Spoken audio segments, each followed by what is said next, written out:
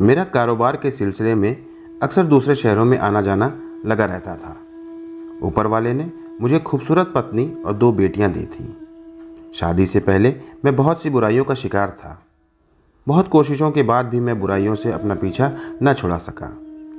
जब मेरी शादी की बात चली तो मैंने दिल में ठान लिया कि मैं अपनी पत्नी के होते हुए इधर उधर मुंह नहीं मारूंगा और अपने गुनाहों से तौबा कर लूँगा। शादी हुई तो शुरू के दिनों में मुझे अपने अंदर एक बदलाव सा महसूस हुआ, मगर मैं अपने अंदर के शैतान को ज़्यादा दिनों तक खामोश नहीं कर सका। जब भी कारोबार के सिलसिले में किसी दूसरे शहर के लिए जाता तो होटल में रहने के दौरान किसी न किसी लड़की के जिस्म के साथ जरूर खेलता। मैं 2 बेटियों का बाप हो चुका था, मगर गुनाहों से छुटकारा हासिल न कर सका। एक बार मैं कहीं बाहर गया तो होटल में कमरा बुक किया हुआ था। मैंने उस होटल के मैनेजर से कहा कि मेरे लिए एक अच्छी सी लड़की का बंदोबस्त करो और आज रात का किराया मुझसे डबल ले लेना। थोड़ी देर बाद एक 40 साल की औरत ने मेरा दरवाज़ा खटखटाया। उसके साथ एक 13 साल की लड़की भी थी। मैंने अकेले में उस औरत से कहा कि इतनी कम उम्र की लड़की को क्यों लेकर आई हो? तुम्हें ज़रा भी शर्म नहीं आई? उस औरत ने कहा, साहब आप फिक्र ना करें, यह लड़की इस काम की आदी है, आपको शिकायत का मौका बिल्कुल नहीं मिलेगा। मैं लड़की को कमरे के अंदर ले आया और औरत से कहा कि तुम 1 घंटे बाद लड़की को यहाँ से ले जाना। लड़की की मासूमियत देखकर मेरे अंदर हवस का जहर खत्म हो चुका था। मैंने लड़की को सामने बैठाया और कहा कि इतनी कम उम्र में ऐसा काम क्यों कर रही हो? लड़की की बात सुनकर मेरे पैरों तले ज़मीन ही खिसक गई।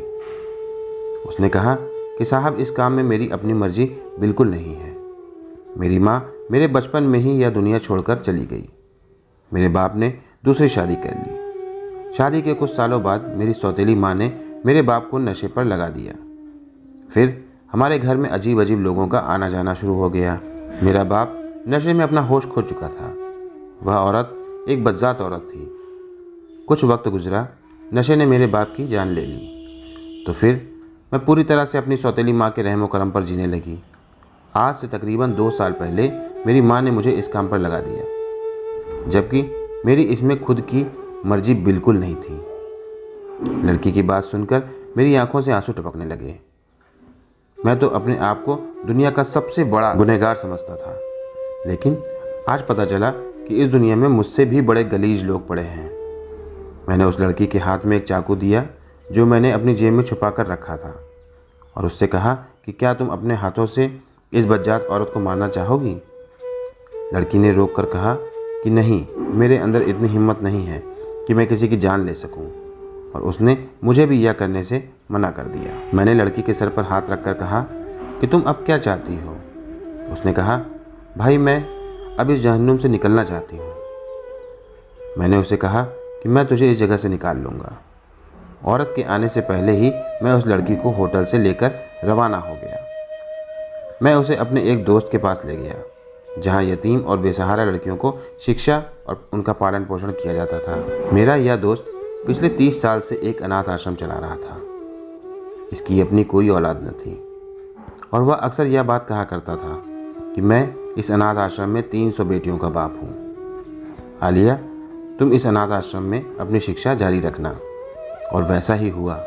उसकी मेहनत के बदौलत उसका मेडिकल यूनिवर्सिटी में एडमिशन हो गया। आज वह एक बड़े अस्पताल में सर्जन है और बखूबी अपनी ड्यूटी को अच्छे से अंजाम दे रही है। शायद इसी नेकी की वजह से मुझे उस गुनाह से नफरत होनी शुरू हो गई। मेरे दिल में यह बात घर कर गई कि अगर कोई लड़की जिस्म फरोशी के नापाक धंधे में कदम रखती है तो वह किसी न किसी मजबूरी की वजह से ही ऐसा करती है। लेकिन मैं कितना गलीज इंसान था कि उन्हीं मजबूर और लाचार लड़कियों का जिस्म नोचता रहता था। मैंने सच्चे दिल से उस गुनाह से तौबा कर ली और अपनी पत्नी से भी माफ़ी मांगी कि मैं तेरा मुजरिम हूँ। पत्नी मुझे छोड़कर मायके चली गई और 6 महीने तक मुझसे दूर रही और मेरे बच्चों को भी मुझसे दूर रखा। पत्नी और बच्चों की जुदाई को मैंने अपनी सज़ा समझी और खुदा से अपनी बीवी बच्चे दोबारा मांगता रहा। ऊपर वाले ने मेरी पत्नी के दिल को नरम कर दिया। उसने मुझे माफ़ कर दिया और 6 महीने बाद पत्नी ने फ़ोन किया और कहा कि मुझे यहाँ से ले चलो। पत्नी के घर आने के बाद मैंने ऊपर वाले का शुक्रिया अदा किया। मैंने अपनी पत्नी को आलिया के बारे में बताया अब उसकी एक अच्छे ख़ानदान में शादी तय हो चुकी थी। मैंने एक भाई होने के नाते आलिया को अपने घर से रुखसत किया।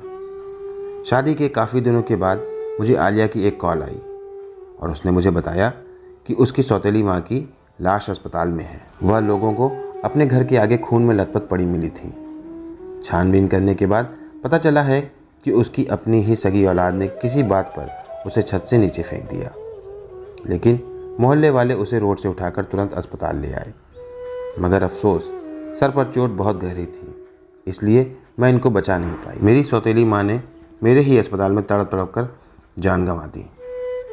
सच कहते हैं कि इंसान को अपने किए की सज़ा इसी दुनिया में ही मिल जाती है। तो दोस्तों, यह कहानी यहीं पर समाप्त होती है। इस कहानी के विषय में आपकी जो भी राय हो कमेंट सेक्शन में कमेंट करके ज़रूर बताएं। वीडियो को बिना सोचे ही लाइक कर दें और चैनल को भी सब्सक्राइब कर लें। साथ ही दी गए बेल आइकन को प्रेस करके उसको ऑल पर ज़रूर सेट कर लें, ताकि मेरी आने वाली सभी नई कहानियों की और सभी नए वीडियोज़ के नोटिफिकेशन सबसे पहले आप तक पहुँच सकें। तो मिलता हूँ मैं फिर किसी नई कहानी के साथ। तब तक के लिए धन्यवाद।